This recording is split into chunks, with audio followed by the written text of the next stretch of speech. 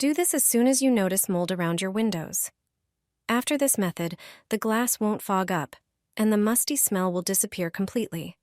Start by preparing a bowl and adding 3 tablespoons of dish soap. It helps dissolve grease, dirt, and dust that promote mold growth. Then add a cup of vinegar. It has disinfecting, antifungal, and antibacterial properties, while also neutralizing unpleasant odors. Add a tablespoon of regular table salt.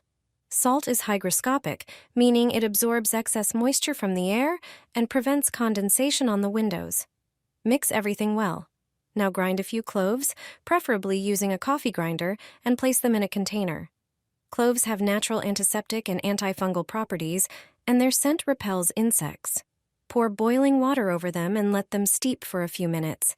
Then add a cup of this clove infusion to your bowl and mix everything again. Pour the solution into a spray bottle using a funnel. Spray the window seals and the area around the windows to prevent mold from returning.